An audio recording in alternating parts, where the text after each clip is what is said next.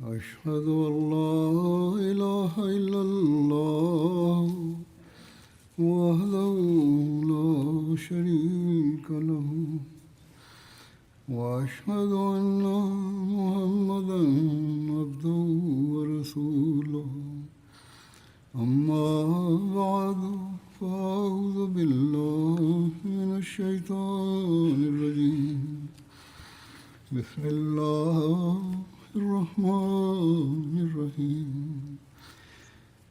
الحمد لله رب العالمين الرحمن الرحيم مالك يوم الدين إياك نعبد وإياك نستعين اهدنا الصراط المستقيم صراط الذين أنعمت عليهم غير المغضوب عليهم ولا الضالين.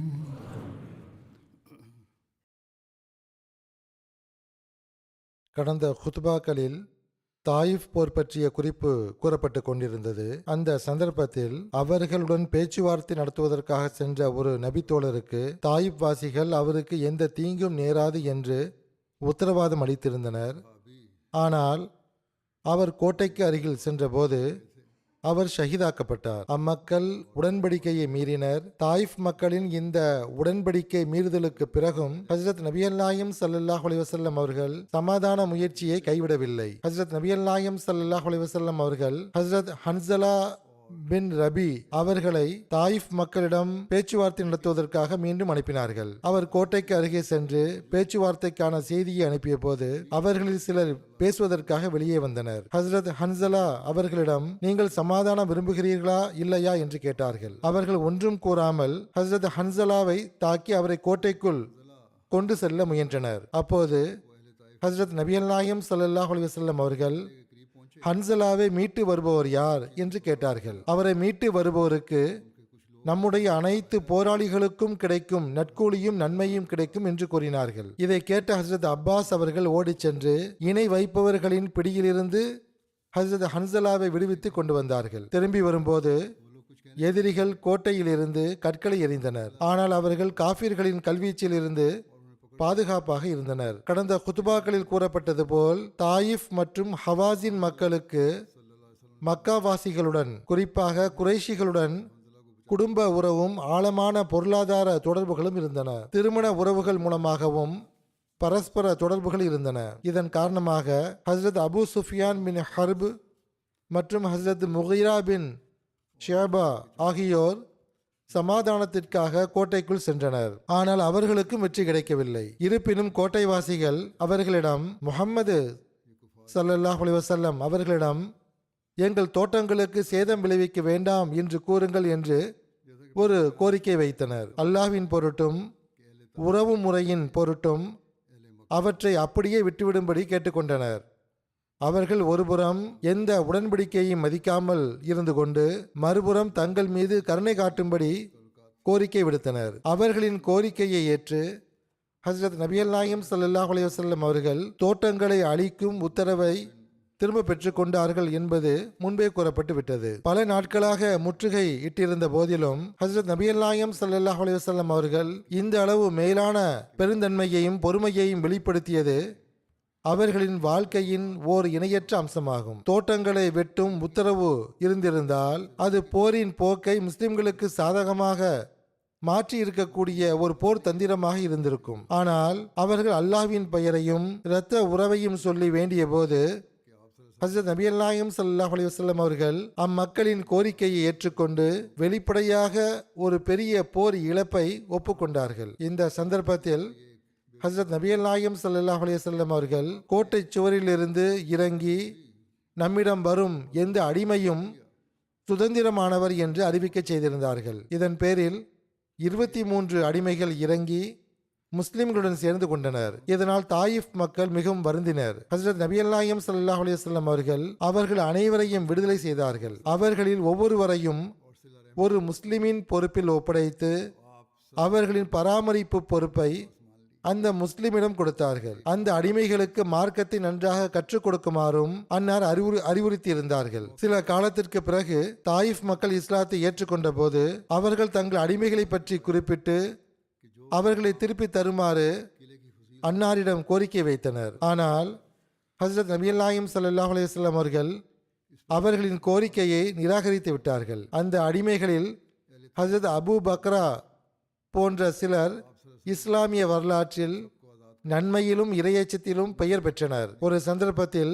உயைனா பின் ஹிஸ்ன் ஃபசாரி என்பவர் கோட்டைக்குள் சென்று பனு சகீஃப் குலத்தினருக்கு இஸ்லாத்தின் அழைப்பை கொடுக்க ஹஸ்ரத் நபிகள் நாயகம் ஸல்லல்லாஹு அலைஹி வஸல்லம் அவர்களிடம் அனுமதி கேட்டார். உயைனா பின் ஹிஸ்னின் அறிமுகம் என்னவென்றால், அவர் அகல் போரின் போது காஃபிர்கள் தரப்பில் பனு ஃபசாரா குலத்தின் தலைவராக இருந்தார். அகல் போரில் காஃபிர்களின் தோல்விக்கு பிறகும் அவர் மதீனாவை தாக்க திட்டமிட்டார். ஆனால் ஹஸ்ரத் நபிகள் நாயகம் ஸல்லல்லாஹு அலைஹி வஸல்லம் அவர்கள் நகரத்திற்கு வெளியே சென்று அவரது தாக்குதலை தடுத்து பின்வாங்கும் கட்டாய நிலைக்கு அவரை உள்ளாக்கினார்கள். அவர் மக்கா வெற்றிக்கு முன்னர் இஸ்லாத்தை ஏற்று அதிலும் பங்கேற்றார்.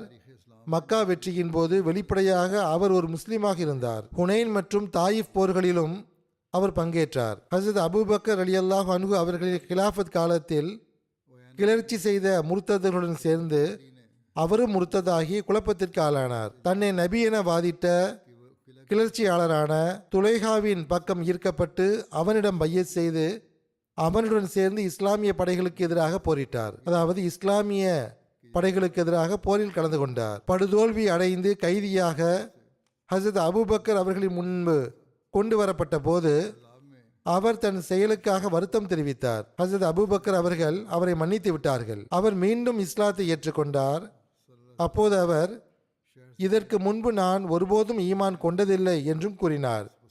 அவர் ஒரு முரட்டுத்தனமான கடுமையாக பேசும் நபராக இருந்தார் என்று எழுதப்பட்டுள்ளது. அவர் தனது கோத்திரத்தின் பிரபலமான போர் வீரராகவும் தலைவராகவும் இருந்தார். ஹஸ்ரத் நபிகள் நாயகம் ஸல்லல்லாஹு அலைஹி வஸல்லம் அவர்கள் அவரை அல் அஹ்மகுல் முத்தா, அதாவது ஒரு முட்டாள் தலைவர் என்று குறிப்பிட்டதாக கூறப்படுகின்றது. எவ்வாறு இருப்பினும் நான் செல்கிறேன் என்று அவர் கூறிய போது ஹஸ்ரத் நபிகள் நாயகம் ஸல்லல்லாஹு அலைஹி வஸல்லம் அவர்கள் அவருக்கு அனுமதி கொடுத்தார்கள். உயைனா கோட்டைக்குள் சென்று பனு சகீஃப் மக்களிடம் இஸ்லாத்திற்கு அழைப்பு விடுப்பதற்கு பதிலாக நீங்கள் கோட்டையில் உறுதியாக நிலை கொண்டிருங்கள், ஏனென்றால் நமது நிலைமை ஓர் அடிமையை விட மோசமாகி வருகிறது என்று கூறினார். ஓர் அறிவிப்பில், எந்த சூழ்நிலையிலும் உங்கள் கோட்டையை கைவிடாதீர்கள், எந்த விஷயத்தாலும் பாதிக்கப்படவோ கவலைப்படவோ வேண்டாம் என்றும் கூறியதாக உள்ளது. உயைனா ஹஸ்ரத் நபிகள் நாயகம் ஸல்லல்லாஹு அலைஹி வஸல்லம் அவர்களிடம் திரும்பிய போது, உயைனாவே, நீ அவர்களிடம் என்ன சொன்னாய் என்று அன்னார் கேட்டார்கள். அதற்கு அவர் தான் அவர்களை இஸ்லாத்தை ஏற்கும்படியும் மார்க்கத்தின் அழைப்பை விடுத்தும் நரகத்திலிருந்து எச்சரித்தும் சொர்க்கத்தின் வழியை காட்டியதாகவும் கூறினார். ஆனால் அல்லாஹ் வஹி மூலமாக ஹஸ்ரத் நபிகள் நாயகம் ஸல்லல்லாஹு அலைஹி வஸல்லம் அவர்களுக்கு அவர் அங்கு என்ன சொல்லிவிட்டு வந்தார் என்பதை அறிவித்திருந்தான். எனவே ஹஸ்ரத் நபிகள் நாயகம் ஸல்லல்லாஹு அலைஹி வஸல்லம் அவர்கள், நீ பொய் சொல்கிறாய் என்று கூறி உயைனா அங்கு பேசிய அனைத்து வார்த்தைகளையும் திரும்ப கூறினார்கள். இதை கேட்டதும் உயைனா ஆச்சரியமடைந்தார். அல்லாஹ்வின் தூதரே, நீங்கள் உண்மையை சொல்கிறீர்கள். என் இந்த செயலுக்காக உங்களிடமும் அல்லாஹ்விடமும் நான் தௌபா செய்கிறேன் என்றார். எவ்வாறு இருப்பினும் அவருக்குள் அப்போதும் ஈமான் முழுமையாக நிலைபெறவில்லை. முற்றுகையின் நிலைமையை கருத்தில் கொண்டு ஹஸ்ரத் நபிகள் நாயகம் ஸல்லல்லாஹு அலைஹி வஸல்லம் அவர்கள் ஹஸ்ரத் நௌஃபல் பின் முஆவியா தைலியிடம் ஆலோசனை கேட்டார்கள். அவர், இது ஒரு நரி தன் குகையில் பதுங்கியிருப்பது போன்றது. நீங்கள் அதை பிடிக்க வேண்டும் என்று நிலையாக நின்றால் அதை பிடித்து விடலாம், அதை விட்டுவிட்டால் அது தீங்கு செய்ய சக்தி அற்றது என்று கூறினார். இதை கேட்ட ஹஸ்ரத் நபிகள் நாயகம் ஸல்லல்லாஹு அலைஹி வஸல்லம் அவர்கள் முற்றுகையை முடிவுக்கு கொண்டு வர முடிவு செய்து ஹஸ்ரத் உமர் அவர்களின் மூலமாக இன்ஷா அல்லாஹ் நாளை நாம் திரும்புவோம் என்று மக்களுக்கு அறிவிக்க செய்தார்கள். இந்த முடிவு ஆலோசனையின் விளைவாக மட்டுமே எடுக்கப்பட்டதல்ல என்றும் அல்லாஹ்விடமிருந்தும் ஒரு குறிப்பிட்ட வழிகாட்டல் கிடைத்ததாலேயே எடுக்கப்பட்டது என்றும் தெரிகிறது. எனவே ஹஸ்ரத் நபிகள் நாயகம் ஸல்லல்லாஹு அலைஹி வஸல்லம் அவர்கள் இந்த முற்றுகையை முடிவுக்கு கொண்டு வந்தார்கள். இல்லையெனில் ஹஜ்ரத் நபியல்லாஹிம் ஸல்லல்லாஹு அலைஹி வஸல்லம் அவர்களின் போர் திட்டங்களில் வெளிப்படையாக இவ்வளவு முக்கியமான அவசியமான ஒரு வெற்றியை பாதியில் விட்டுவிட்டு திரும்பியது இதுவே முதல் முறையாகும். கருத்து கூறுபவர்களும் அறிவிப்பை எழுதக்கூடியவர்களும் என்ன வேண்டுமானாலும் எழுதி கொள்ளட்டும். இதைவிட கடினமான சாத்தியமற்ற போர்க்களங்களிலும் அல்லாஹ் ஹஜ்ரத் நபியல்லாஹிம் ஸல்லல்லாஹு அலைஹி வஸல்லம் அவர்களுக்கு அசாதாரண வெற்றியையும் உதவியையும் வழங்கியதை நாம் வரலாற்றில் கண்டுள்ளோம். பனு குரைசா மற்றும் ஹைபர் வெற்றிகள் இதற்கு சிறந்த எடுத்துக்காட்டுகளாகும். ஹுனைன் உதாரணமும் அப்போது மிக அண்மையில் நிகழ்ந்த ஒன்றாகும். அதை எப்படி மறக்க முடியும்? ஹுனைன் போரின் போது சில மக்காவாசிகள் கூட ஹஜ்ரத் நபியல்லாஹிம் ஸல்லல்லாஹு அலைஹி வஸல்லம் அவர்களின் தோல்வியை எதிர்பார்த்தனர். அவர்களில் ஒரு கூட்டம் அன்னாருடைய தோல்வியை பார்ப்பதற்காகவே உடன் வந்திருந்தது. ஆனால் அப்போதும் ஒரு நிச்சய தோல்வியை அல்லாஹ் ஆச்சரியமான அசாதாரணமான வரலாற்று சிறப்புமிக்க வெற்றியாக மாற்றினான். ஹுனைனில் இருந்து தோற்று ஓடிய அதே படைதான் தாயிஃபில் ஒளிந்திருந்தது. கடந்த கால இறை உதவியின் காட்சிகளின் ஒளியில் பார்க்கும்போது தாயிஃபை வெல்வது மிகவும் கடினமான ஒன்றோ அல்லது சாத்தியமற்ற செயலாகவோ இருக்கவில்லை. ஆனால் ஹஜ்ரத் நபியல்லாஹிம் ஸல்லல்லாஹு அலைஹி வஸல்லம் அவர்கள் வெளிப்படையாக அந்த தோல்வியை ஏற்றுக்கொண்டு முற்றுகையை முடிவுக்கு கொண்டு வருவதாக அறிவித்தார்கள். உண்மையில் ஹஜ்ரத் நபியல்லாஹிம் ஸல்லல்லாஹு அலைஹி வஸல்லம் அவர்களின் இந்த படையெடுப்பும் எந்த ஒரு மன எழுச்சியின் விளைவாக இல்லாமல் இது அவர்களின் வாழ்வின் ஒரு பிரகாசமான அம்சமாக இருப்பதை நாம் காண்கிறோம். போர் செல்வங்களை பெறுவதற்காகவோ அல்லது நிலங்களை கைப்பற்றுவதற்காகவோ அல்ல, மாறாக ஹஜ்ரத் நபியல்லாஹிம் ஸல்லல்லாஹு அலைஹி வஸல்லம் அவர்களின் ஒவ்வொரு அசைவும் சொல்லும் செயலும் எல்லாம் அறிந்த எல்லாம் தெரிந்த அல்லாஹ்வின் விருப்பத்திற்கு உட்பட்டதாக இருந்தது. அன்னாரின் முழு வாழ்க்கையும் குல் இன்ன ஸலாத்தி வ நுசுகி வ மஹ்யாய வ மமாத்தி லில்லாஹி ரப்பில் ஆலமீன், அதாவது என் தொழுகையும் என் தியாகமும் என் வாழ்வும் என் மரணமும் அகிலங்களின் இறைவனாகி அல்லாஹுக்கே உரியன என்று நீர் அவர்களிடம் கூறிவிடுவீராக என்ற இந்த வசனத்திற்கு ஓர் எடுத்துக்காட்டாக இருந்தது. தாயிஃப் முற்றுகையின் போது அல்லாஹ்விடமிருந்து முற்றுகையை முடிவுக்கு கொண்டு வர வழிகாட்டல் கிடைத்தது என்பதை தெளிவாக காட்டும் 2 சம்பவங்கள் நடந்தன. அதன் பேரில் ஹஜ்ரத் நபியல்லாஹிம் ஸல்லல்லாஹு அலைஹி வஸல்லம் அவர்கள் உடனடியாக முற்றுகையை முடிவுக்கு கொண்டு வர அறிவித்தார்கள். இது தொடர்பாக ஹஜ்ரத் நபியல்லாஹிம் ஸல்லல்லாஹு அலைஹி வஸல்லம் அவர்களின் ஒரு கனவை பற்றிய குறிப்பும் வருகிறது. இப்னு ஹிஷாம் இவ்வாறு எழுதியுள்ளார். தாயிஃப் முற்றுகையின் போது ஹஜ்ரத் நபியல்லாஹிம் ஸல்லல்லாஹு அலைஹி வஸல்லம் அவர்கள் ஹஜ்ரத் அபூ பக்கரிடம், அபூ பக்கரே, இன்று நான் கனவில் ஒரு பாத்திரத்தில் வெண்ணெய் நிரப்பப்பட்டு எனக்கு பரிசாக வந்ததை கண்டேன். பின்னர் ஒரு சேவல் அதை கொத்தி அந்த பாத்திரத்தை கீழே தள்ளிவிட்டது என்று கூறினார்கள். இதை கேட்ட அபூபக்கர் அவர்கள், இந்த முறை நீங்கள் சகீஃப் குலத்தினரிடமிருந்து விரும்புவதை அடைய முடியாது என்பதே என் கருத்து என்று பதிலளித்தார். அதாவது இந்த முற்றுகை நமக்கு சாதகமாக அமைய வேண்டும் என்பதும் நாம் விரும்புகின்ற வெற்றி கிடைப்பதும் கடினமாக தெரிகிறது என்று கூறினார்கள். ஹஜ்ரத் நபியல்லாஹிம் ஸல்லல்லாஹு அலைஹி வஸல்லம் அவர்கள், என் கருத்துப்படியும் இப்போதைக்கு அதை அடைவது சாத்தியமற்றது என்றார்கள். இதேபோல் மற்றொரு அறிவிப்பில் ஹஜ்ரத் உஸ்மான் பின் மதுவூன் அவர்களின் மனைவியான ஹவுலா பின்த் ஹக்கீம், அவரது பெயர் ஹுவைலா என்றும் வந்துள்ளது, ஹஜ்ரத் நபியல்லாஹிம் ஸல்லல்லாஹு அலைஹி வஸல்லம் அவர்களிடம் வந்து, அல்லாஹ்வின் தூதரே, அல்லாஹ் உங்களுக்கு தாயிஃபின் வெற்றியை வழங்கினால் பாதியா பின்த் கைலான் அல்லது ஃபாரியா பின்த் அகீலின் நகை எனக்கு கொடுங்கள். ஏனென்றால் சகீஃப் குல பெண்கள் அனைவரிலும் அவர்களைப் போல் விலை உயர்ந்த நகைகள் யாரிடமும் இல்லை என்று கேட்டார். ஹஜ்ரத் நபியல்லாஹிம் ஸல்லல்லாஹு அலைஹி வஸல்லம் அவர்கள், ஹவுலாவே, சகீஃபை வெல்ல எனக்கு அனுமதியே வழங்கப்படவில்லை என்றால் என்ன செய்வது என்று பதிலளித்தார்கள். ஹஜ்ரத் ஹவுலா அங்கிருந்து புறப்பட்டு ஹஜ்ரத் உமரிடம் இதை குறிப்பிட்டார். ஹஜ்ரத் உமர் ஹஜ்ரத் நபியல்லாஹிம் ஸல்லல்லாஹு அலைஹி வஸல்லம் அவரிடம் வந்து, அல்லாஹ்வின் தூதரே, ஹவுலா என்ன பேசிக் கொண்டிருக்கிறார்? நீங்கள் அவரிடம் இவ்வாறு கூறியதாக சொல்கிறார் என்றார். அதற்கு ஹஜ்ரத் நபியல்லாஹிம் ஸல்லல்லாஹு அலைஹி வஸல்லம் அவர்கள், ஆம், நான் அவ்வாறு சொன்னேன் என்றார்கள். ஹஜ்ரத் உமர் உடனடியாக புரிந்து கொண்டு, இந்த வெற்றியை பற்றியும் போரை தொடர்வதை பற்றியும் உங்களுக்கு அனுமதி வழங்கப்படவில்லையா என்று கேட்டார். இல்லை என்று அன்னார் கூறினார்கள். அப்படியானால் நான் மக்களை புறப்பட சொல்லட்டுமா என்று ஹஜ்ரத் உமர் கேட்டார். ஹஜ்ரத் நபியல்லாஹிம் ஸல்லல்லாஹு அலைஹி வஸல்லம் அவர்கள் ஆம் என்றார்கள். அனுமதி கிடைத்ததும் ஹஜ்ரத் உமர் அங்கிருந்து புறப்படுவதற்கான அறிவிப்பை செய்தார். திரும்பிச் செல்லுமாறு அறிவிக்கப்பட்ட போது அந்த அறிவிப்பை கேட்ட சில மக்கள் நாம் வெற்றி பெறாமல் எப்படி திரும்புகிறோம் என்று தம் எண்ணத்தை வெளிப்படுத்தினர். இது சில துடிப்பான இளைஞர்களின் எதிர்வினையாக இருந்தது. முதலில் அவர்கள் ஹசரத் அபூபக்கர் மற்றும் ஹசரத் உமர் ஆகியோரிடம் சென்று வெற்றி கிடைக்கும் வரை முற்றுகையை தொடர ஹசரத் நபிகள் நாயகம் ஸல்லல்லாஹு அலைஹி வஸல்லம் அவர்களிடம் கோரிக்கை வைக்குமாறு கேட்டனர். ஆனால் அவர்கள் ஹசரத் நபிகள் நாயகம் ஸல்லல்லாஹு அலைஹி வஸல்லம் அவர்கள் என்ன முடிவு எடுத்தாலும் அது சரியானதே என்று கூறிவிட்டனர். ஹசரத் அபூபக்கரும் ஹசரத் உமரும் அவ்வாறு அன்னாரிடம் பேச மறுத்துவிட்டனர். அதன் பிறகு இந்த உணர்ச்சி வசப்பட்ட இளைஞர்கள் தாங்களாகவே ஹசரத் நபிகள் நாயகம் ஸல்லல்லாஹு அலைஹி வஸல்லம் அவர்களிடம் சென்று மிகவும் உணர்ச்சி பூர்வமாக, ஹுசூர், நாங்கள் போரிடுவோம் என்று கூறினர். அவர்களின் விருப்பத்தின் பேரில் ஹசரத் நபிகள் நாயகம் ஸல்லல்லாஹு அலைஹி வஸல்லம் அவர்கள் சரி, நாளை காலை போரிடுங்கள் என்றார்கள். அதன்படி அடுத்த நாள் அவர்கள் போரிடச் சென்றபோது காயங்களை தவிர வேறு எதையும் பெறவில்லை. அதன் பிறகு ஹசரத் நபிகள் நாயகம் ஸல்லல்லாஹு அலைஹி வஸல்லம் அவர்கள் இன்ஷா அல்லாஹ் நாளை நாம் திரும்புவோம் என்றார்கள். போரில் எந்த பயனையும் அடையாமல் காயமடைந்து திரும்பிய பிறகு அவர்கள் அனைவரும் மகிழ்ச்சியை வெளிப்படுத்தினர். அவர்களின் கருத்தில் ஏற்பட்ட மாற்றத்தை கண்டு ஹசரத் நபிகள் நாயகம் ஸல்லல்லாஹு அலைஹி வஸல்லம் அவர்கள் புன்னகைத்தார்கள். இந்த போரில் காஃபிர்களில் 3 பேர் கொல்லப்பட்டனர்.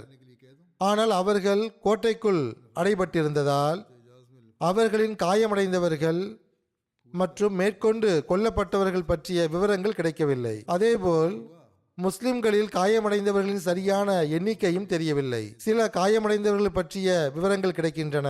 எடுத்துக்காட்டாக, இணை வைப்பாளர்களின் அம்பெய்ததால் காயமடைந்தவர்களில் ஹசரத் அபூ சுஃபியான் பின் ஹர்ப் என்பவரும் ஒருவர். ஓர் அம்பு அவரது கண்ணில் பாய்ந்ததால் கண் வெளியே வந்துவிட்டது. அவர் நேராக ஹசரத் நபிகள் நாயகம் ஸல்லல்லாஹு அலைஹி வஸல்லம் அவர்களிடம் தன் கையில் தன்னுடைய கண்ணை எடுத்து கொண்டு வந்து, அல்லாஹ்வின் தூதரே, என் இந்த கண் அல்லாஹ்வின் பாதையில் போய்விட்டது என்றார். ஹசரத் நபிகள் நாயகம் ஸல்லல்லாஹு அலைஹி வஸல்லம் அவர்கள், நீர் விரும்பினால் நான் துவா செய்வேன், உம் கண் மீண்டும் அதன் இடத்தில் சரியாகிவிடும். அல்லது கண்ணை விரும்பவில்லை என்றால் உமக்கு சொர்க்கம் கிடைக்கும் என்றார்கள். ஓர் அறிவிப்பில் கண்ணை விரும்பவில்லை என்றால் சொர்க்கத்தில் உமக்கு கருணையின் ஊற்று கிடைக்கும் என்று கூறியதாக வருகிறது. அரபு மொழியில் ஐன் என்பதற்கு கண் என்றும் நீரூற்று என்றும் பொருள் உண்டு. அபு சுஃபியான் எனக்கு சொர்க்கமே விருப்பத்திற்குரியது என்று கூறி தன் கையில் வைத்திருந்த கண்ணை எரிந்து விட்டார். இவர் மக்கா வெற்றி வரை இஸ்லாத்தின் கடுமையான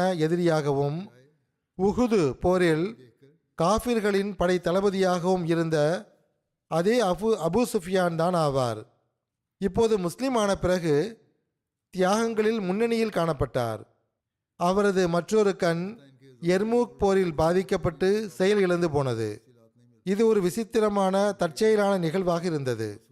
இதேபோல் மற்றொரு நபி தோழரான ஹசரத் அபூபக்கர் சித்திக் அவர்களின் மகன் அப்துல்லாஹ்வின் காயம் நீண்ட காலம் நீடித்து அவரது தந்தை ஹசரத் அபூபக்கர் ரலியல்லாஹு அன்ஹு அவர்களின் கிலாஃபத் காலத்தில் அதே காயத்தின் விளைவாக அவர் மரணமடைந்தார். இந்த போரில் 12 நபி தோழர்கள் ஷஹீதானார்கள். அவர்களின் பெயர்கள் ஹசரத் சயீத் பின் ஆஸ், ஹசரத் அர்ஃபதா பின் ஜனாப், ஹசரத் அப்துல்லா பின் அபி உமையா, ஹசரத் அப்துல்லா பின் ஆமிர், ஹசரத் சாயிப் பின் ஹாரிஸ், அவரது சகோதரர் அப்துல்லா பின் ஹாரிஸ், ஹசரத் ஜலீஹா பின் அப்துல்லா, ஹசரத் சாபித் பின் ஜலா, ஹசரத் ஹாரிஸ் பின் சஹல், ஹசரத் முன்சிர் பின் அப்துல்லா, ஹசரத் ரகீம் பின் சாபித் மற்றும் பின்னர் மரணமடைந்த ஹசரத் அப்துல்லா பின் அபுபக்ர் ஆகியோர். ஹசரத் நபிகள் நாயகம் ஸல்லல்லாஹு அலைஹி வஸல்லம் அவர்களுடன் இந்த போரில் அவர்களின் 2 மனைவிகளான ஹசரத் உம்மு சலமா மற்றும் ஹசரத் ஜைனப் ஆகியோர் இருந்தனர். இருவருக்கும் 2 கூடாரங்கள் அமைக்கப்பட்டன. முற்றுகையின் போது ஹசரத் நபிகள் நாயகம் ஸல்லல்லாஹு அலைஹி வஸல்லம் அவர்கள் அந்த 2 கூடாரங்களுக்கும் இடையில் தொழுது வந்தார்கள். தாயிஃபை ஹசரத் நபிகள் நாயகம் ஸல்லல்லாஹு அலைஹி வஸல்லம் அவர்கள் எத்தனை நாட்கள் முற்றுகையிட்டார்கள் என்பது பற்றி பல அறிவிப்புகள் உள்ளன. சிலர் 10 இரவுகளுக்கு மேல் முற்றுகையிட்டதாக கூறுகின்றனர். 17 இரவுகள் முற்றுகையிட்டதாகவும் கூறப்படுகின்றது. இதை இப்னு ஹிஷாம் கூறுகிறார். 20 நாட்கள் முற்றுகையிட்டதாகவும் கூறப்படுகின்றது. ஹசரத் நபிகள் நாயகம் ஸல்லல்லாஹு அலைஹி வஸல்லம் அவர்கள் 20 இரவுகளை விட அதிகமான இரவுகள் முற்றுகையிட்டதாகவும் சிலர் கூறுகிறார்கள். ஓர் அறிவிப்பில் ஹஜ்ரத் நபி அல்லாஹிம் ஸல்லல்லாஹு அலைஹி வஸல்லம் அவர்கள் தாயிஃப் மக்களை 30 இரவுகளுக்கு அருகில் முற்றுகையிட்டதாக வருகிறது.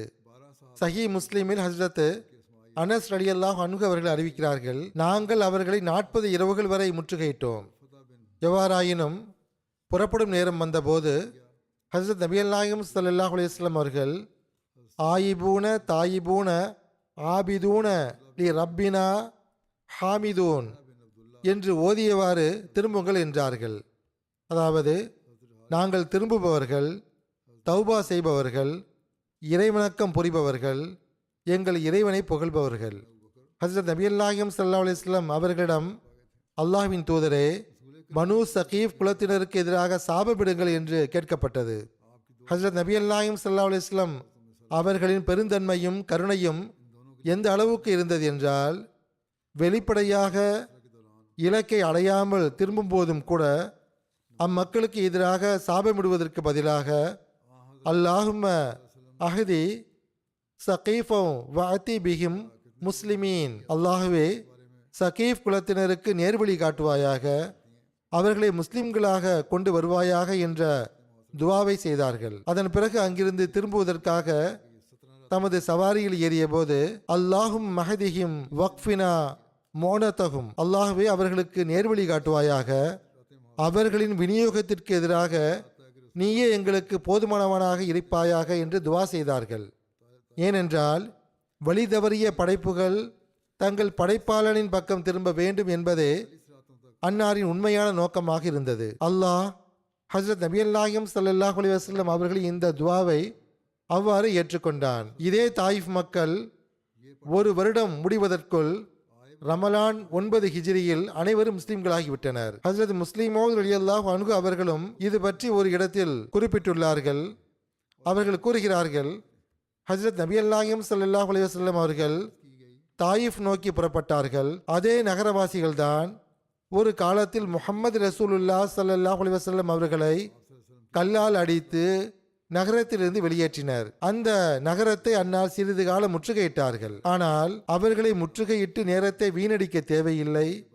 இப்போது அரேபியாவில் இந்த ஒரு நகரம் மட்டும் என்ன செய்துவிட முடியும் என்று சிலர் ஆலோசனை கூறியதன் பேரில் முற்றுகையை கைவிட்டு திரும்பினார்கள். சில காலத்திற்கு பிறகு தாயிஃப் மக்களும் முஸ்லிம்களாகிவிட்டனர். ஹுனைன் போரில் கிடைத்த செல்வங்கள் பங்கிடப்பட்டது பற்றியும் குறிப்பு காணப்படுகிறது. துல் காதா 5ஆம் நாள் ஹஜ்ரத் நபி அல்லாஹிம் ஸல்லல்லாஹு அலைஹி வஸல்லம் அவர்கள் தாயிஃபிலிருந்து ஜெயரானாவுக்கு வந்தார்கள். அங்கு அனைத்து கைதிகளும் போரில் கிடைத்த செல்வங்களும் சேகரிக்கப்பட்டிருந்தன. ஹஜ்ரத் நபி அல்லாஹிம் ஸல்லல்லாஹு அலைஹி வஸல்லம் அவர்களின் வழிகாட்டலின் பேரில் கைதிகளுடன் எந்த அளவு நல்ல முறையில் நடந்து கொள்ளப்பட்டது என்றால், குளிர் மற்றும் வெப்பத்தின் கடுமையிலிருந்து அவர்களை பாதுகாக்க தற்காலிக குடியிருப்புகள் கட்டப்பட்டிருந்தன. போரில் கிடைத்த செல்வங்களின் விவரம் இவ்வாறு வருகிறது. 6000 ஆண் அடிமைகள் மற்றும் பெண் அடிமைகள் இருந்தனர். சில அறிவிப்புகளில் 8000 என்றும் கூறப்படுகின்றது. அவர்கள் தங்குவதற்கு ஏற்பாடு செய்யப்பட்டது. அது இன்றைய போர்களைப் போல் இருக்கவில்லை. இஸ்ரேலில் தற்போது எதிரிகள் கட்டப்பட்ட வீடுகளையும் அழித்து தரைமட்டமாக்குகிறார்கள். ஹஜ்ரத் நபி அல்லாஹிம் ஸல்லல்லாஹு அலைஹி வஸல்லம் அவர்கள் அந்த கைதிகளுக்காக குடியிருப்புகளை கட்டினார்கள். போரில் கிடைத்த செல்வங்களில் 24,000 ஒட்டகங்கள், 40,000த்திற்கும் மேற்பட்ட ஆடுகள் மற்றும் செம்மறி ஆடுகள், 4,000 ஊக்கியா வெள்ளி, அதாவது ஏறக்குறைய 490 கிலோ இருந்தன. இதற்கு முன்பு முஸ்லிம்களுக்கு இவ்வளவு அதிகமான போர்ச்செல்வம் கிடைத்ததில்லை. இத்தகைய ஒரு சந்தர்ப்பத்தில் கூட ஹஜ்ரத் நபி அல்லாஹிம் ஸல்லல்லாஹு அலைஹி வஸல்லம் அவர்கள் தங்கள் தோழர்களின் தர்பியத்தில் எவ்வளவு அக்கறை கொண்டிருந்தார்கள் என்றால், போரில் கிடைத்த செல்வங்களை பிரிப்பதற்கு முன்பு இந்த செல்வத்தில் 5இல் ஒரு பங்கு தவிர என் உரிமையும் உங்களில் ஒவ்வொருவருக்கும் உள்ள உரிமை போன்றதே, அந்த 5இல் ஒரு பங்கும் கூட இறுதியில் உங்களிடமே திரும்ப வரும் என்று அறிவித்தார்கள். அதன் பிறகு ஊசி மற்றும் அதன் நூல் அல்லது அதைவிட சிறிய பொருள் யாரிடமாவது இருந்தால் அதை திருப்பி தந்துவிடுங்கள் என்று கூறினார்கள். மோசடி செய்வதிலிருந்து தவிர்ந்திடுங்கள், ஏனென்றால் கியாமத் நாளில் அது மோசடி செய்தவர்களுக்கு அவமானத்தையும் ஒரு கரையையும் ஏற்படுத்தும் என்று எச்சரித்தார்கள். இந்த அறிவிப்பை கேட்ட ஒரு நபித்தோழர் ஒட்டக முடியால் செய்யப்பட்ட ஒரு கயிற்று உருண்டையை ஹஜ்ரத் நபிகள் நாயகம் ஸல்லல்லாஹு அலைஹி வஸல்லம் அவரிடம் கொண்டு வந்து, அல்லாஹ்வின் தூதரே, கிழிந்த சேனத்தை தைப்பதற்காக நான் இந்த நூலை போரில் கிடைத்த செல்வத்திலிருந்து எடுத்திருந்தேன் என்றார். மற்றொரு நபி தோழர் போரில் கிடைத்த செல்வத்திலிருந்து ஓர் ஊசியை எடுத்து தன் மனைவிக்கு கொடுத்திருந்தார். அவர் இந்த அறிவிப்பை கேட்டவுடன் உடனடியாக தன் மனைவியிடம் சென்று அந்த ஊசியை திரும்ப பெற்று போரில் கிடைத்த செல்வத்தில் வைத்துவிட்டார். ஹஜ்ரத் நபிகள் நாயகம் ஸல்லல்லாஹு அலைஹி வஸல்லம் அவர்கள் போரில் கிடைத்த செல்வங்களை பங்கிடத் தொடங்கிய போது உள்ளங்களில் நேசத்தை ஏற்படுத்தும் வகையில் முதலில் பங்கீட்டை ஆரம்பித்தார்கள். அதாவது அரேபியாவின் பெரிய மனிதர்களுக்கு ஹஜ்ரத் நபிகள் நாயகம் ஸல்லல்லாஹு அலைஹி வஸல்லம் அவர்கள் முதலில் கொடுத்தார்கள். அவர்கள் தங்கள் கோத்திரங்களில் மரியாதையும் பெருமையும் கொண்டவர்களாக இருந்தனர். அவர்களை அரவணைப்பதற்காக ஹஜ்ரத் நபிகள் நாயகம் ஸல்லல்லாஹு அலைஹி வஸல்லம் அவர்கள் அன்பளிப்புகளை வழங்கினார்கள். அவர்களில் சிலருக்கு 100 ஒட்டகங்களும் சிலருக்கு 50 ஒட்டகங்களும் கொடுத்தார்கள். இது மட்டுமின்றி அடிமைகளும் வெள்ளியும் தனியாக இருந்தன. ஒரு வாழ்க்கை வரலாற்று நூலில் அபு சுஃபியான் பின் ஹர்ப் அவர்களுக்கு 100 ஒட்டகங்கள் கொடுக்கப்பட்டதாக எழுதப்பட்டுள்ளது. அபு சுஃபியான் அவர்கள் ஹஜ்ரத் நபிகள் நாயகம் ஸல்லல்லாஹு அலைஹி வஸல்லம் அவர்களிடம் வந்தபோது அன்னாருக்கு முன்னால் ஒரு வெள்ளி குவியல் இருப்பதை கண்டு, அல்லாஹ்வின் தூதரே, நீங்கள் குறைஷிகளில் மிகவும் செல்வந்தராகி விட்டீர்கள் என்றார். ஹஜ்ரத் நபிகள் நாயகம் ஸல்லல்லாஹு அலைஹி வஸல்லம் அவர்கள் புன்னகைத்து அபு சுஃபியான் அவர்களுக்கு 40 ஊக்கியா வெள்ளியும் 100 ஒட்டகங்களும் கொடுக்க உத்தரவிட்டார்கள். அபு சுஃபியான் அவர்கள், என் மகன் யசீதுக்கும் கொடுங்கள் என்றார். அவருக்கும் 40 ஊக்கியா வெள்ளியும் 100 ஒட்டகங்களும் கொடுக்க அன்னார் உத்தரவிட்டார்கள். இந்த யசீத் அபு சுஃபியானின் மகன் ஆவார். பொதுவாக வரலாற்றில் குறிப்பிடப்படும் அவப்பெயர் வாங்கிய யசீது அபு சுஃபியானுடைய பேரனாவார். அதாவது ஹஜ்ரத் முஆவியாவின் மகனாவார். அபு சுஃபியான் அவர்கள், அல்லாஹ்வின் தூதரே, என் மற்றொரு மகன் முஆவியாவுக்கும் ஏதாவது கொடுங்கள் என்றார். அவருக்கும் 40 ஊக்கியா வெள்ளியும் 100 ஒட்டகங்களும் கொடுக்க அன்னார் உத்தரவிட்டார்கள். இதை கேட்ட அபு சுஃபியான், என் பெற்றோர்கள் உங்களுக்கு அர்ப்பணம், நீங்கள் கொடைவல்லல், நான் உங்களுடன் போர்கள் புரிந்துள்ளேன், நீங்கள் என்ன ஒரு சிறந்த போர் வீரர், பின்னர் நான் உங்களுடன் சமாதானம் செய்து கொண்டேன், நீங்கள் என்ன ஒரு சிறந்த சமாதானம் செய்பவர், அல்லாஹ் உங்களுக்கு நற்கூலி வழங்குவானாக என்றார். மக்காவின் கண்ணியமிக்கவர்கள் ஒருவரான ஹக்கீமின் ஹிசாமும் இருந்தார். மக்கா வெற்றியின் போது அவர் இஸ்லாத்தை ஏற்றுக்கொண்டார். ஹக்கீம் பின் ஹிசாமின் வீட்டில் நுழைபவருக்கும் பாதுகாப்பு அளிக்கப்படும் என்று ஹஜ்ரத் நபிகள் நாயகம் ஸல்லல்லாஹு அலைஹி வஸல்லம் அவர்கள் அறிவித்திருந்தார்கள். ஹக்கீம் பின் ஹிசாம் ஹஜ்ரத் ஹதீஜா அவர்களின் சகோதரியின் மகனாவார். அவருக்கும் ஹஜ்ரத் நபிகள் நாயகம் ஸல்லல்லாஹு அலைஹி வஸல்லம் அவர்கள் 100 ஒட்டகங்களை வழங்கியிருந்தார்கள். அவர் கூறுகிறார், நான் மேலும் 100 கேட்டேன், அதையும் எனக்கு வழங்கினார்கள். நான் மேலும் 100 கேட்டேன், அதையும் எனக்கு வழங்கினார்கள். பிறகு ஹஜ்ரத் நபிகள் நாயகம் ஸல்லல்லாஹு அலைஹி வஸல்லம் அவர்கள் என்னிடம், ஹக்கீமே, இந்த செல்வம் நல்லதும் இனிமையானதும் ஆகும். யார் இதை மன ஆசையின்றி பெறுகிறாரோ அதில் பரக்கத் இருக்கும். யார் இதை மன பேராசையுடன் பெறுகிறாரோ அவருக்கு அதில் பரக்கத் இருக்காது. சாப்பிட்டும் திருப்தி அடையாதவனை போன்றவனாவான் அவன்.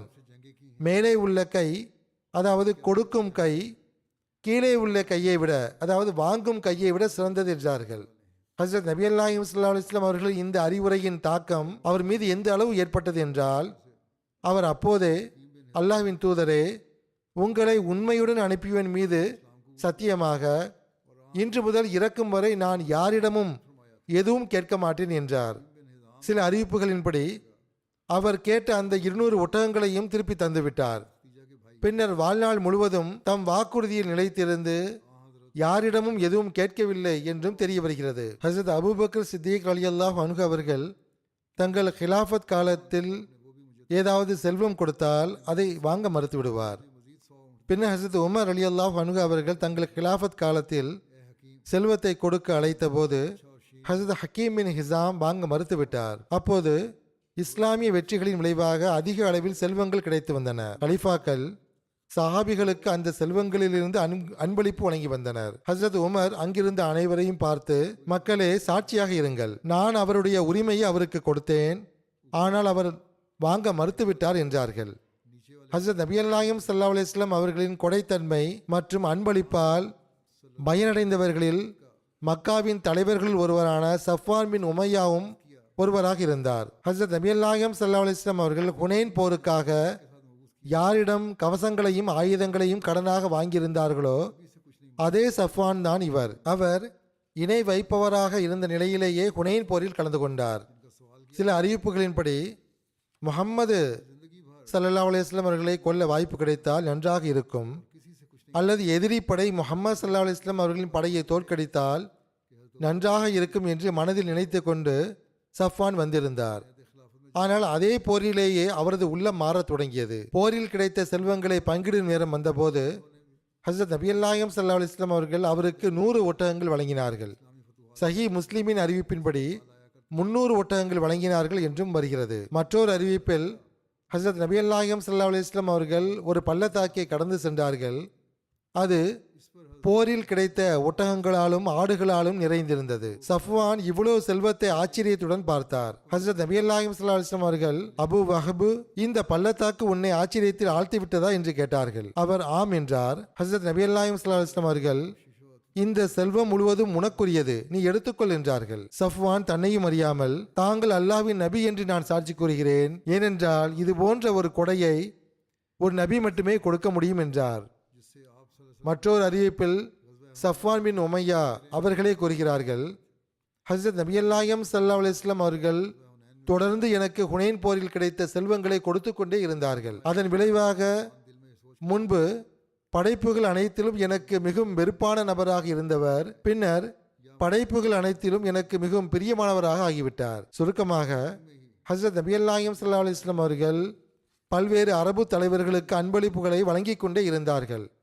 அவர்களின் எண்ணிக்கை 50க்கும் அதிகமாக கூறப்படுகின்றது. அதன் பிறகு ஹஸரத் நபிகள் நாயகம் ஸல்லல்லாஹு அலைஹி வஸல்லம் அவர்கள் ஹஸரத் ஸெய்த் பின் சாபித்தை மற்ற மக்களை அழைக்கச் சொல்லி அவர்களிடையே போரில் கிடைத்த செல்வங்களை பங்கிட்டார்கள். ஒவ்வொருவரின் பங்கிற்கும் 4 ஒட்டகங்கள் அல்லது 40 ஆடுகள் வந்தன. இவ்வாறு அதுவரை கிடைத்ததிலேயே அதிகபட்சமான அந்த போர் செல்வத்தை முழுவதும் மக்களிடையே பங்கிட்டு விட்டார்கள். முஸ்லிம்கள் ஏழைகளாகவும் செல்வம் அற்றவர்களாகவும் இருந்ததால் போர்கள் தொடங்கப்பட்டன என்று எதிரிகள் ஹஸரத் நபிகள் நாயகம் ஸல்லல்லாஹு அலைஹி வஸல்லம் அவர்கள் மீதும் அவர்களின் போர்கள் மீதும் குற்றம் சாட்டுகிறார்கள். இந்த வகையிலும் ஹஸரத் நபிகள் நாயகம் ஸல்லல்லாஹு அலைஹி வஸல்லம் அவர்களின் வாழ்க்கையின் அம்சம் கவனிக்கத்தக்கதாக உள்ளது. எதிரிகளின் இந்த கூற்றில் சிறிதளவேனும் உண்மை இருந்திருந்தால் ஹுனைன் போரில் கிடைத்த செல்வங்களின் பங்கீடு வேறு விதமாக இருந்திருக்கும். ஆனால் இங்கே போரில் கிடைத்த செல்வங்களின் ஒரு பெரும் பகுதி உள்ளங்களை ஈர்ப்பதற்காக மற்றவர்களுக்கு கொடுக்கப்பட்டதை காண்கிறோம். குறைஷிகளின் தலைவர்களுக்கு கொடுக்கப்பட்டது. சில அறிவிப்புகளின்படி செல்வம் முழுவதும் மற்றவர்களுக்கே பங்கிடப்பட்டது என்று வருகிறது. இதன் பின்னணியில் உள்ள நோக்கங்கள் எதுவாக இருந்தாலும் ஹஸரத் நபிகள் நாயகம் ஸல்லல்லாஹு அலைஹி வஸல்லம் அவர்கள் தமக்கென எதையும் வைத்துக் கொள்ளவில்லை என்பதை உலகம் கண்டது. சில அறிவிப்புகளின்படி அதன் விவரம் பின்னர் வரும். ஹஸரத் நபிகள் நாயகம் ஸல்லல்லாஹு அலைஹி வஸல்லம் அவர்கள் தமது உயிர் தோழர்களும் நன்றியுள்ள தோழர்களுமான மதீனாவின் அன்சாரிகளுக்கு கூட அந்த போர் செல்வத்திலிருந்து எதுவும் கொடுக்கவில்லை என்று தெரிய வருகிறது. ஹஸரத் நபிகள் நாயகம் ஸல்லல்லாஹு அலைஹி வஸல்லம் அவர்கள் தாம் குறைஷிகளுக்கு செல்வத்தை கொடுத்ததன் ஞானத்தை விவரித்தவாறு கூறும்போது, இன்னி ஓதி குறைஷன் அத் அல்லஃபுஹும் ல அன்னஹும் ஹதீசு அஹதின் பி ஜாஹிலியா, நான் குறைஷியருடன் நேசத்தை ஏற்படுத்திக் கொள்வதற்காக அவர்களுக்கு கொடுக்கிறேன், ஏனென்றால் அவர்கள் குஃப்ரை விட்டு விலகி நீண்ட காலம் ஆகவில்லை, ஈமான் அவ்வளவு வலுவாக இல்லை என்று கூறினார்கள். புகாரியின் மற்றொரு அறிவிப்பில், இன்ன குறைஷன் ஹதீசு அஹதின் பி ஜாஹிலியா வ முசீபா வ இன்னி அரத்து அன் அஜ்புரஹும் வ அத் அல்லஃபஹும், குறைஷிகளின் இறை மறுப்பு, அழிவு, நாசத்தின் காலம் தற்போதுதான் கடந்து சென்றுள்ளது. என் நோக்கம் அவர்களின் இழப்பை ஈடு செய்வதும் அவர்களின் உள்ளங்களை ஆறுதல் படுத்துவதும் ஆகும் என்று ஹஸரத் நபிகள் நாயகம் ஸல்லல்லாஹு அலைஹி வஸல்லம் அவர்கள் கூறினார்கள். இந்த ஞானமிக்க பங்கீடு மற்றும் அன்பளிப்பின் அருளுக்குரிய விளைவுகள் எப்படி வெளிப்பட்டனவென்றால், அன்னாருடைய இரத்தத்தை குடிக்க தாகித்திருந்தவர்களுக்கு இப்போது உலகிலேயே மிகவும் மேன்மையானவராகவும் பிரியமானவராகவும் ஹஸரத் நபிகள் நாயகம் ஸல்லல்லாஹு அலைஹி வஸல்லம் அவர்கள் ஆகியிருந்தார்கள். முன்பு இஸ்லாத்தை அழிக்க தங்கள் உயிரை பணயம் வைத்தவர்கள் இப்போது இஸ்லாத்தையும் ஹஸரத் நபிகள் நாயகம் ஸல்லல்லாஹு அலைஹி வஸல்லம் அவர்களையும் பாதுகாக்க தங்கள் உயிரை தியாகம் செய்ய தயாரானார்கள். அவர்களில் பலர் பின்னர் இஸ்லாமிய போர்களில் ஷஹாதத் நிலையை அடைந்தார்கள்.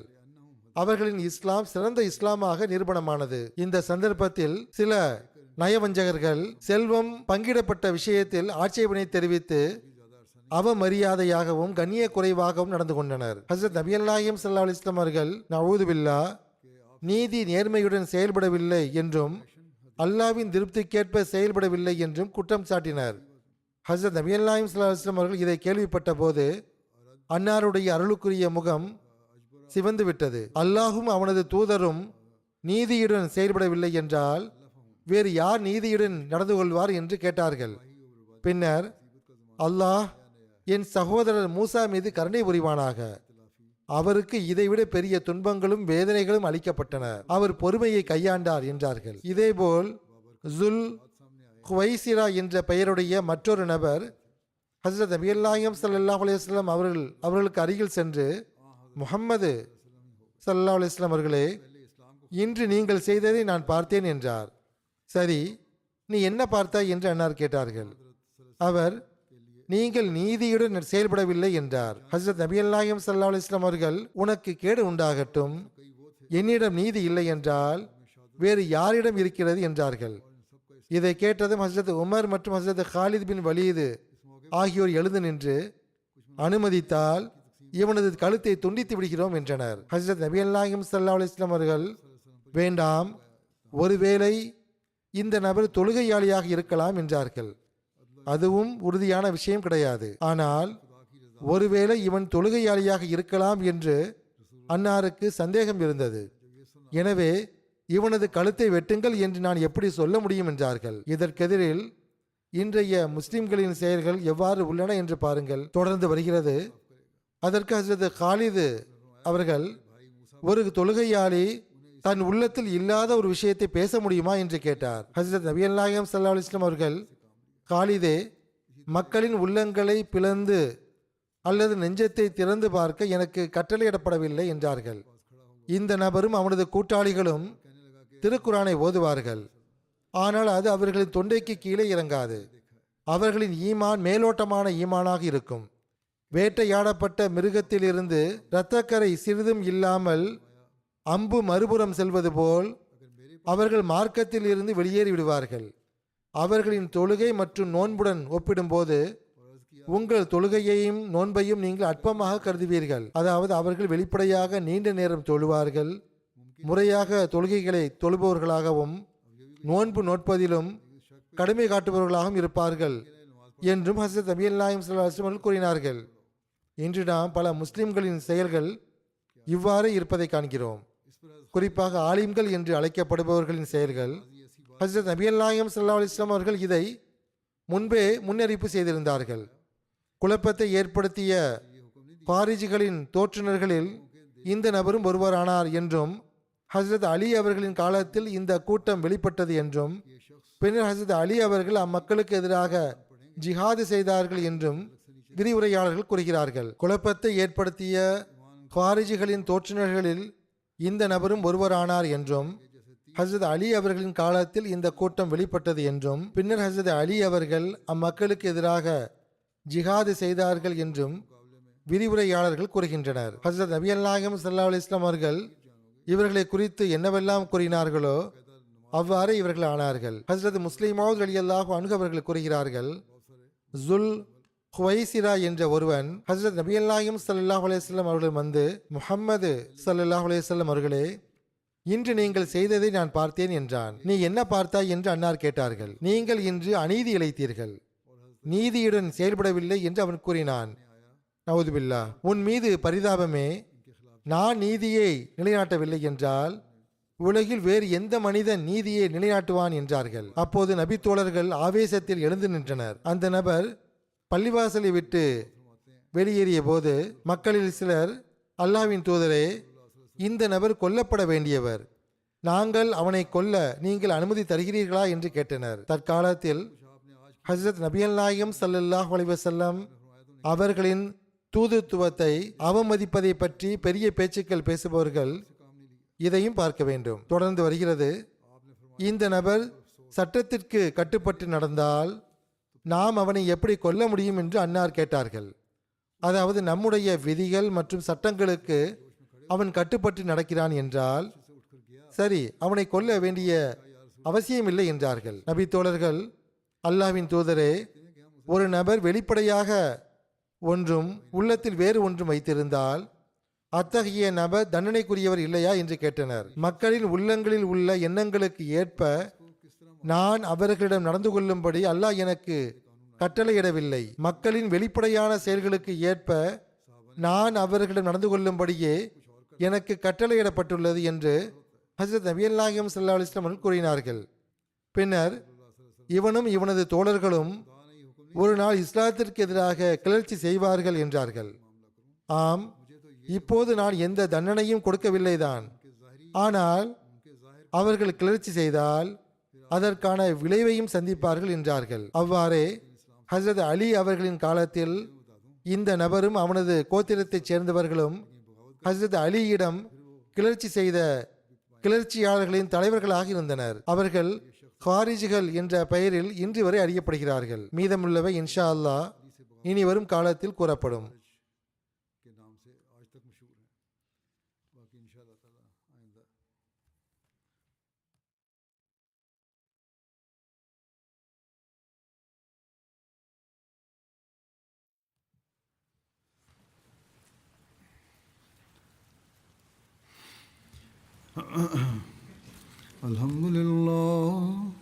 الحمد لله نحمده ونستعينه ونستغفره ونؤمن به ونتوكل عليه ونعوذ بالله من شرور أنفسنا ومن سيئات أعمالنا من يهده الله فلا مضل له ومن يضلل فلا هادي له ونشهد أن لا إله إلا الله ونشهد أن محمدا عبده ورسوله عباد الله رحمكم الله إن الله يأمر بالعدل والإحسان وإيتاء ذي القربى وينهى عن الفحشاء